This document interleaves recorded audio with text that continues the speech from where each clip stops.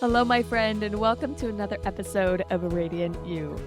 I am bursting with emotion today, and I have to tell you that I have gone from the highest, most joyful, bring me the tears and gratitude energy to the lowest depths of sorrow and grief in the last 24 hours. And I can tell you, it has not been a fun whiplash back and forth.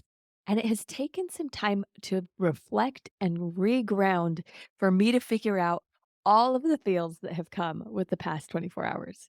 And I have to tell you the good news first because I've been so excited. For those of you who have been listening for a while, you know that I've been on this journey of trying to grow our family. I miscarried in May, and we've been trying ever since to figure out God's will and whether we should keep trying or not.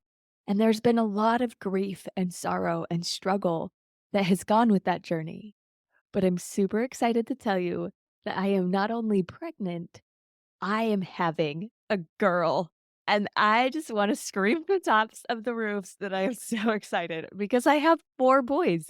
And this is the new opportunity for me to explore the world of pink.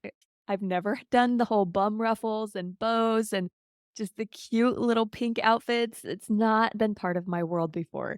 And I just bawled. I fell apart when I saw the results of the test that said I'm having a sweet little daughter, and it has filled my soul with joy. And can I just tell you, everybody I tell is just as excited for me, and I have loved it. I've been telling my friends, my family, my neighbors, and everybody is so excited for our family of boys to experience a little girl. That joy was so tangible when I found out. And then the next day, I woke up and I felt so anxious that it was that glittery feeling where you know that you just can't quite take a good breath and your body won't settle down. I thought, what is going on? Is it work stuff? Is it family stuff? My kids have been sick a lot lately. Am I just feeling frazzled from that? I couldn't figure it out. Well, as the day went on, I thought, well, maybe I'm scared of having a girl. I mean, I've done the boy thing 4 times, so it could just be that I'm scared to do something new. Yeah, that's probably what it is. I'm feeling anxious about having a girl.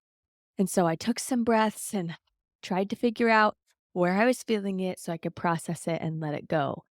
And that worked for a minute until it didn't. As the day went on, I just couldn't shake it. It kept building, and I felt that background pressure, like that beach ball that you're pushing under the water and the pressure just starts to build. You know what I'm talking about. It's when you have something coming up that you feel anxious for or something you're dreading that's happening, and you just kind of want to push that feeling away. I felt myself doing that. My kids came home from school a little bit ornery, and I was patient for a while. And then something simple happened last night, and I snapped. I was yelling, I was frustrated. That anxiety just exploded everywhere, all over me, all over my kids.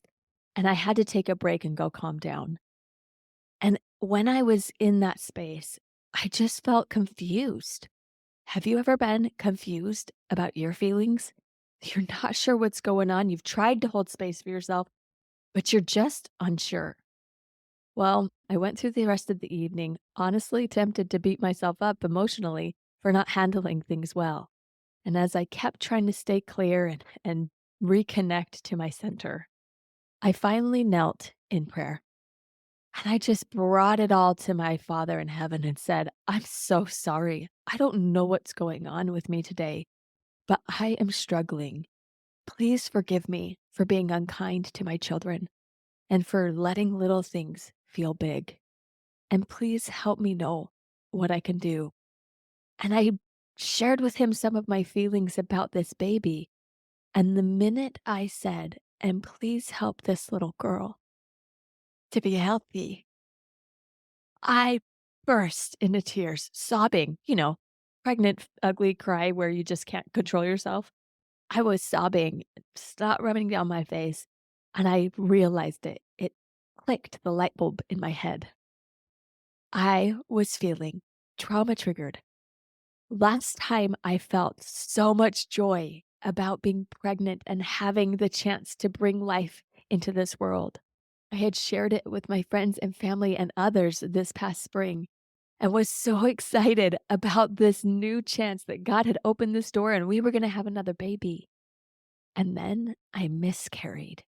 And that joy was snatched out from underneath me, robbed from me, and I grieved a lot. I was more affected by it than I thought that I would be, not only emotionally and mentally, but physically. It took months for me to regain my physical strength and to detox from the trauma and the grief that I had been feeling. Well, despite all the efforts I had put in to process that trauma and be in a clear place from the miscarriage, my subconscious was struggling to embrace the joy that I'm feeling for this new little girl because the last time I felt that joy, it turned to sorrow. Now, I want you to just hold space for that for a moment. There is something in your life that you've experienced that you may or may not have processed in the past, but it may still affect you. And that can feel frustrating. And I want to take a moment to honor and validate that that is completely normal. It's normal for you to feel that grief or sorrow or frustration when things happen that trigger past struggles. And you don't have to resist it or be frustrated with it. Last night, as I am bawling and my husband asks me, "Am I okay?" I said, "Yes, I just need to feel this. I need to allow my heart, my body, my soul to grieve." The last time I felt this joy, it was so hard to lose it. And giving myself space has allowed me to reconnect to that joy, find what's true, answer the fears, and faithfully move forward with space to see the good and not just fear the possibility of the bad. After a few tissues and some hugs from my husband, I had a peaceful night's sleep.